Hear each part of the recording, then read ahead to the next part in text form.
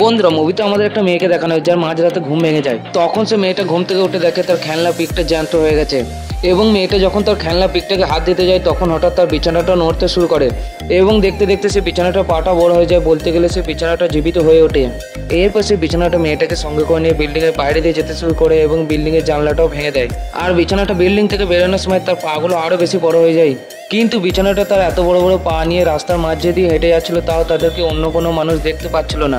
তারপর সে বিছানাটা হাঁটতে হাঁটতে মেয়েটাকে সঙ্গে করে নিয়ে সমুদ্রের জলের মধ্যে নেমে পড়ে। এরপর সে বিছানাটা সাঁতরাতে সাঁতরাতে মেয়েটাকে একটা আইল্যান্ডের কাছে নিয়ে আসে এবং আইল্যান্ডে এসে ওই মেয়েটা একটা ওই আইল্যান্ডের ঘরের ভেতরে ঢুকে পড়ে যেখানে আগে তার বাবা লাইট হাউস কিপারের কাজ করতো। তখন মেয়েটা সেই ঘরটার ভেতরে ঢুকে তার বাবাকে খুঁজতে শুরু করে, কারণ সে মেয়েটা মনে করতো তার বাবা এখনো সেখানে কাজ করে। এরপর সে মেয়েটা সেখানে একজন ব্যক্তিকে খুঁজে পায়। প্রথমে সে মনে করছিল এটা তার বাবা, কিন্তু আসলে সেটা তার বাবা ছিল না। বন্ধুরা ভিডিওর পার্ট 2 দেখার জন্য ভিডিওটাকে লাইক করে চ্যানেলটাকে সাবস্ক্রাইব করো আর কমেন্ট বক্সের মধ্যে পার্ট 2 লিখে দাও।